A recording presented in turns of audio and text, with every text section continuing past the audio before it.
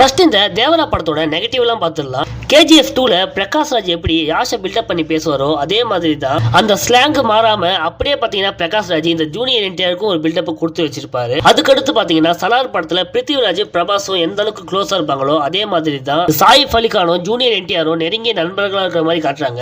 சலார் படத்துல எப்படி சின்ன வயசுல பிருத்திவிராஜ் பயந்துட்டு இருக்கும்போது பிரபாஸ் எல்லாரும் கூடயும் போய் ஃபைட் பண்ணுவாரோ அதே மாதிரி இந்த தேவரா படத்துல ஜூனியர் என்டிஆர் பயந்துட்டு இருக்கும்போது பாத்தீங்கன்னா சாயிஃப் அலி கான் போய் எல்லாருக்கிட்டையும் ஃபைட் பண்ற மாதிரி வச்சிருக்காங்க. அடுத்து இந்த கதை என்னவா இருக்கு சொல்லிட்டு யோசிச்சு டீகோட் பண்ணி பார்த்தோம்னா மல்யுத்த போட்டியில பாத்தீங்கன்னா சாயிஃப் அலி கான ரொம்பவே வலிமையானவனா காட்டுறாங்க. பிளாஷ்பேக்ல பாத்தீங்கன்னா ஜூனியர் என்டிஆரோட அப்பாவும் பாத்தீங்கன்னா இந்த மல்யுத்த போட்டியில ரொம்பவே பெரிய ஆளா இருக்க வாய்ப்பு இருக்கு. அதனாலே பாத்தீங்கன்னா ஊர் மக்கள் எல்லாருமே ஜூனியர் என்டிஆரையும் அந்த போட்டியில கலந்துக்க சொல்லி வற்புறுத்துறாங்க. ஆனா ஜூனியர் என்டிஆருக்கு இருக்கிற பயமும் பதட்டமும் அந்த போட்டியில அவரை கலந்துக்க விடாம பண்ணுது. ஊர் மக்களை அடிமையாக்குறதுக்கான பிரச்சனையில பாத்தீங்கன்னா ஜூனியர் என்டிஆர் திருப்பி அந்த பயத்தையும் எல்லாத்தையும் மறந்து திருப்பி ஃபைட் பண்ண ஆரம்பிக்கிறாரு. இதுக்கப்புறம் ஜூனியர் என்டிஆரும் சாயிஃப் அலி கானும் சேர்ந்து எப்படி வில்லன்ஸ்